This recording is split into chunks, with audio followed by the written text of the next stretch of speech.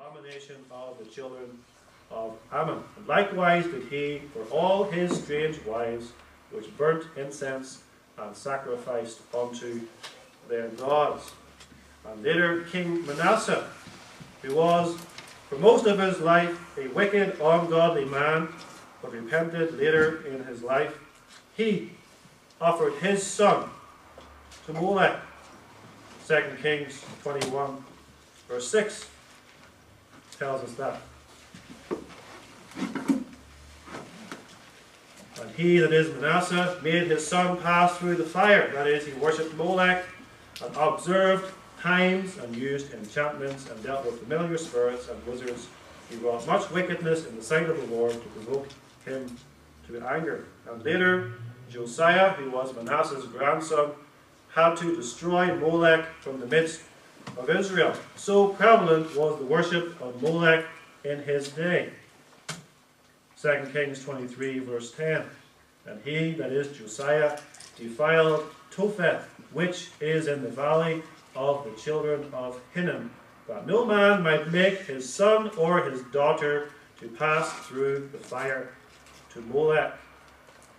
And the valley of Hinnom is where we get the word Gehenna from, which is the New Testament word for hell. For this valley where Molech was worshipped was a picture of hell, the burning of little children in the fire. So prevalent was the worship of Molech in the Old Testament. But Molech has not gone away. Molech was not just worshipped in the barbaric age of the Old Testament. We may not today see people in valleys putting their little children on brass statues, but the spirit of Molech lives on. In modern, sophisticated lands, so-called, Molech is worshipped wholesale. He is drunk with the blood of children.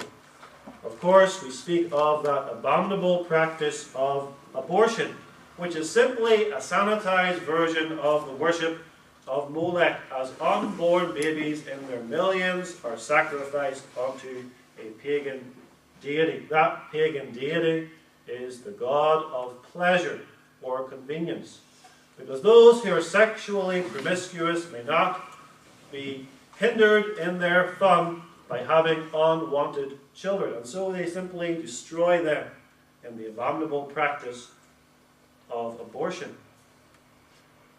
And even though in the professing Christian church today there are those who do have abortions, there are other ways of worshipping Molech in the professing Christian church than simply abortion. Parents who will not bring their children to Jesus Christ because of the cost involved are effectively sacrificing those children to Molech. They will not bring them to Jesus Christ, will not teach them the ways of the Lord, and so they are sacrificing them to the devil and to the world. And the world teaches them to sin, and so those children perish. Or they remain in the apostate false church, and those children perish as well. Because remember, as we said, Ammon is a picture not of the world, but of the false church. And so children in the church, because they are brought up by the world or by the false church, are being devoured by Molech. There is no middle ground, beloved. Either our children are being given to Jehovah, consecrated to his service, or they are being sacrificed to Molech, the Molech of this world, the devil, and the false church. And parents who are more concerned about their children's popularity at school, or their grades at school, or their sporting prowess, or anything else, are not concerned about their godliness, their walk with the Lord, and their belief in Jesus Christ, those parents are effectively sacrificing their children to Molech. This sin is abominable in the second place because it is a profanation of the name of God. That is how the Lord describes it in our text. Verse 3. At the end, to profane my holy name. The name of Jehovah is the revelation of who Jehovah is. And the attribute of Jehovah, which is prominent in Leviticus, is his holiness. But the worshipper of Molech shows a different side. He misrepresents God and makes God's name base in the eyes of men. God has revealed himself to be a great and a holy king. But Molech comes from two Hebrew words. One is king, and the other is shameful thing. And so we have the idea of a shameful king.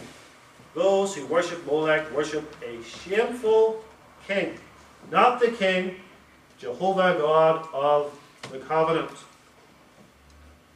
And we may not worship Jehovah as if he were some kind of bloodthirsty Molech.